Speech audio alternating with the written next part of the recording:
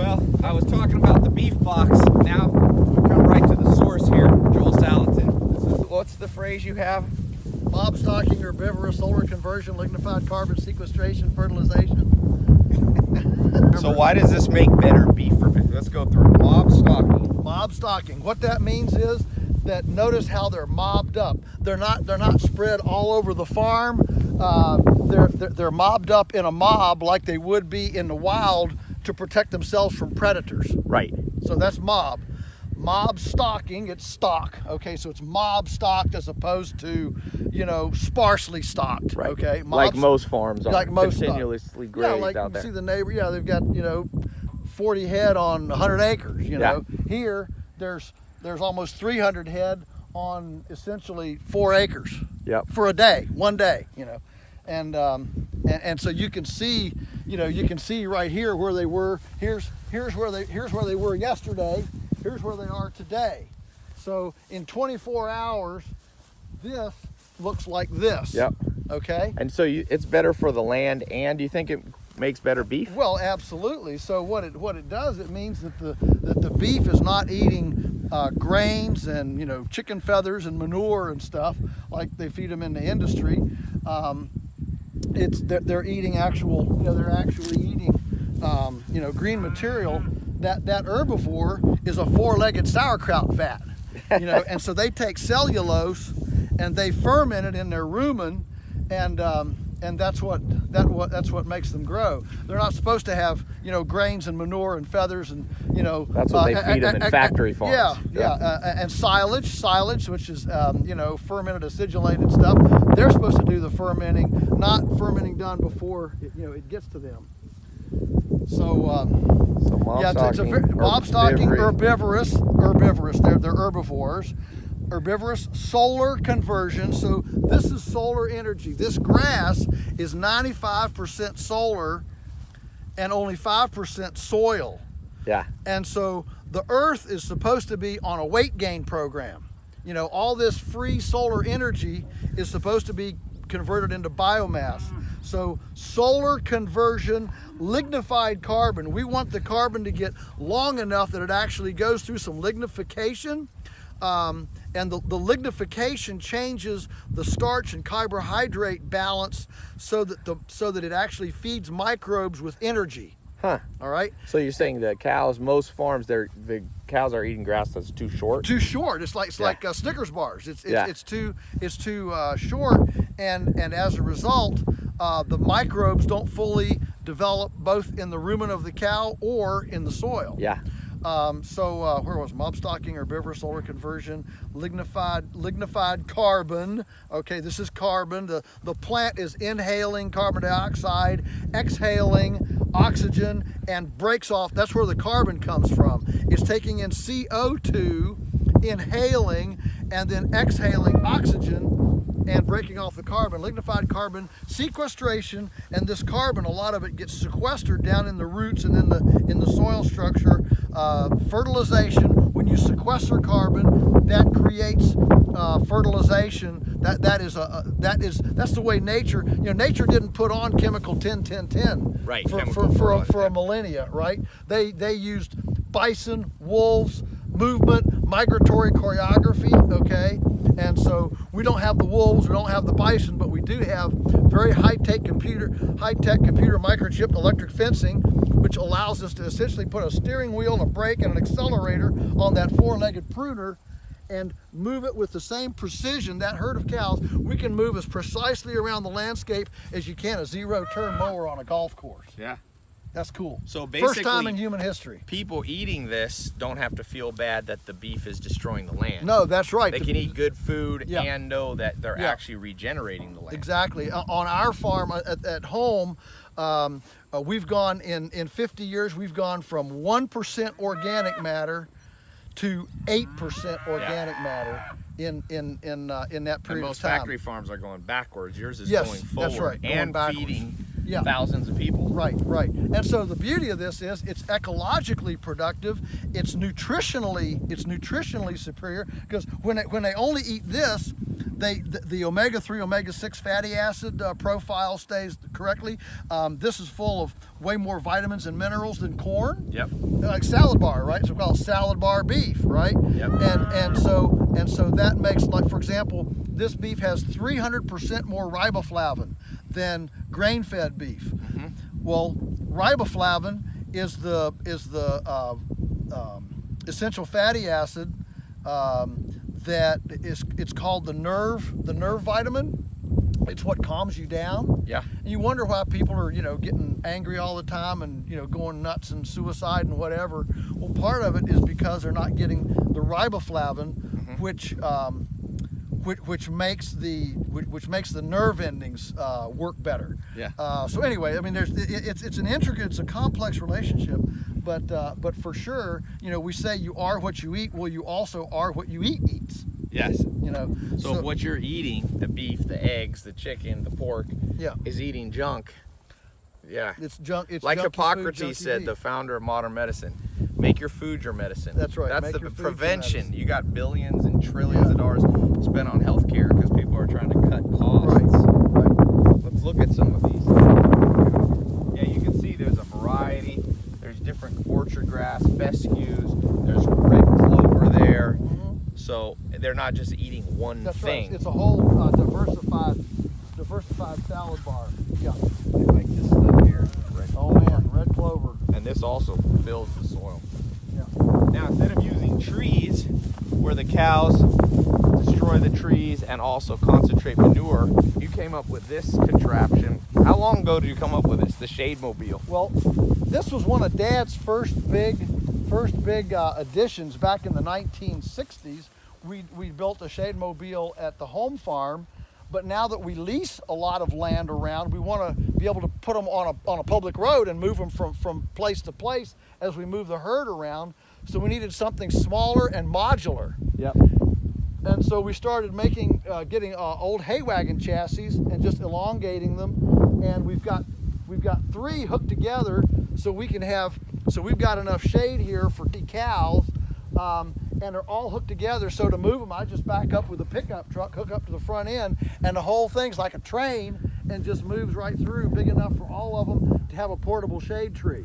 Yep. And that way we can put the manure and this wonderfully healing impaction strategically on some brambles, some rocks, some Yep. some The worst part of the field. The worst part of the field. Whereas this over here, you can see a neighbor where he has his Yeah. cows.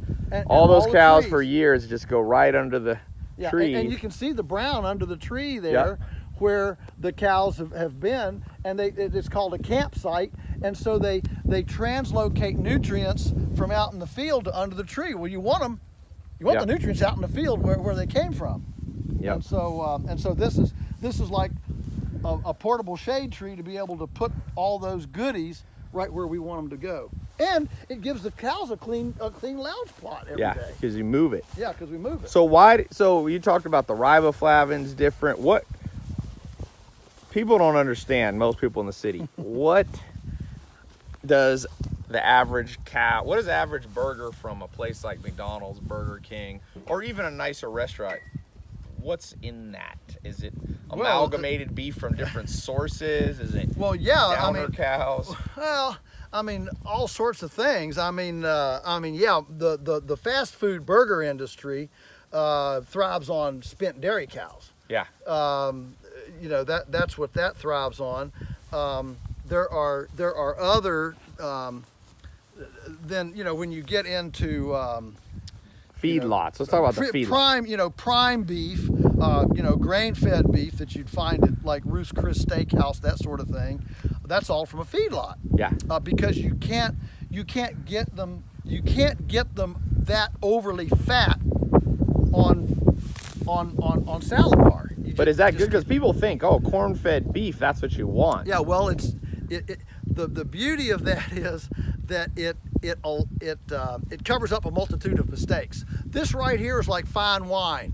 This takes a lot of skill and management to move these cows every day, give them exactly the right amount, let them get big enough. I mean, this is like developing fine wine.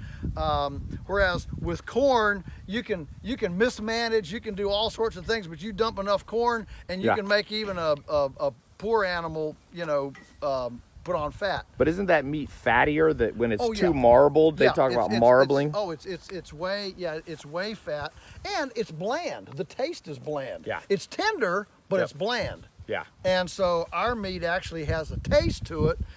It won't have as much of the fat. It won't have quite as much of the fat in it. So you have to cook it slower. If you get one of these boxes and we ship it or you buy it as beef, don't cook it as fast. Don't microwave it. No. In Argentina, they do it very slow. Very slow. We're the only. Crock pot's good. Crock pot is great.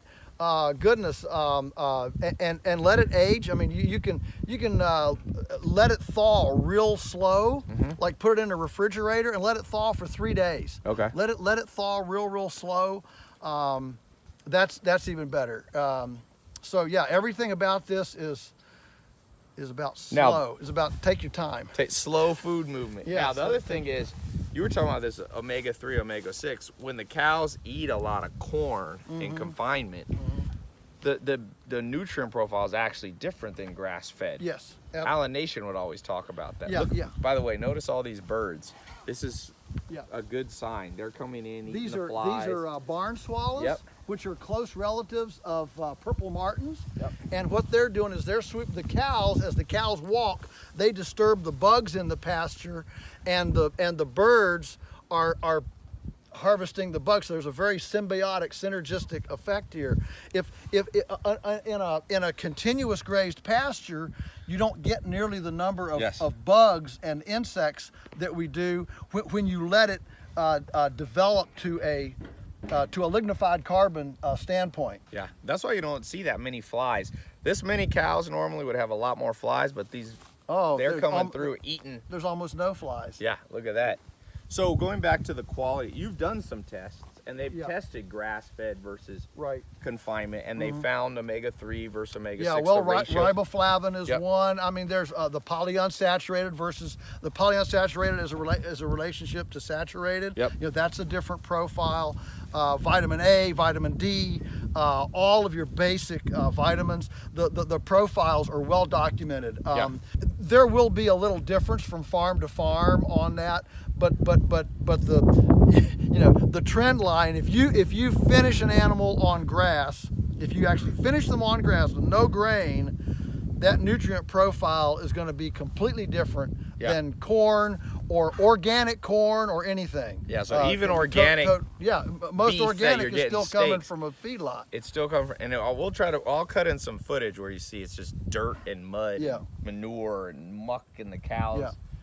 We're out here among almost 300 head. I mean, you can see how close we are. Yeah. There is no odor. Nope. You can come out here and eat a sandwich. Yeah. And it's and look totally how tame they are. You can tell when animals are happy when they're not running. Right. That guy's a little extra happy. There's some heifers in here. There's some females in there. Got a little calf in there. Yeah. And cows do better when they're. Another thing is stressed animals. The stress, the cortisol gets in the meat. Yes, that's right. So animals that are, you could see how peaceful they are. These ones are getting nice and slick. Yeah. So these will be ready to go next spring. Yep. So we're going to take these through the winter. Yep. And then when they pop in the spring, then they'll be ready to go. But they'll be ready. What are your favorite cuts of beef? You like the ground beef, obviously. Burger. Yeah, I like the ground beef. I'll tell you, it's hard to beat. A slow cooked barbecued brisket. Oh yeah. Oh man. Man. Here's the thing about meat, Ty. A lot of people wouldn't realize this, that exercise makes muscles moist. Okay. Non-exercise, and they're moist, but they're tougher. Yeah. The muscles that don't get exercise are tender but drier. Yes. So filet mignon up here on the back, it doesn't get any exercise. It's real tender, but it tends to be kind of dry. You want to marinate it some. Whereas something like a chuck roast on the shoulder, which is like the thigh on a chicken. All right, that's tougher, but it's much more moist. Yeah. So by by having them out in a more natural setting like this, where they actually can walk around and get more exercise, it actually moistens moistens the muscle, and it's which makes it a little more tasty. Yeah. Yeah. Well, this has been your lesson straight from Joel Salatin. I'm gonna put a link to get a box. We're gonna deliver a box of grass-fed beef, the quality you're seeing right here. We're gonna be shipping it to your doors. So click the link up here, click below. Hey girl. That's actually a male right there. Hey. We might have an action shot here. Me running. But yeah, we're gonna be doing this box. There's other boxes out there. You can go to Whole Foods. There's good beef. But my philosophy is I like to know where it comes from, and I know where this beef is coming from. This is what I feed myself. This is what I feed, you know, my family, my friends. So with food, there's so much mislabeling, and there's so much fudging of the line. Just because it says this doesn't necessarily mean it's as healthy. I like to come out here and see the source of the beef that I'm sending you. So yeah, click the link. I've got some more information on the next page, and I've got the price down as low as I can, and you'll see the shipping costs and all that. We try to waive the shipping costs. We've got different size boxes so that you can get one if you want to just try it, test it out yourself. We've got it. We've got a money back guarantee. Get a box and the beef doesn't taste like what you thought and the meat's not what you think. We're adding chicken, we're adding pork, sausage, bacon, good chicken. Chicken's on a real limited supply because it's raised out on pasture. You can't raise like they do in factory farms. So like I said, money back guarantee. You don't even have to ship the meat back. If it's not good, we'll send you every penny back. That's important. That's stand behind what we have. And we'll put cooking instructions in there. You don't have to cook it much different. We'll have ground beef in there. We'll have some steaks in there. And then we also have an extra upgrade after you get the main box. It's kind of like a club, a food club.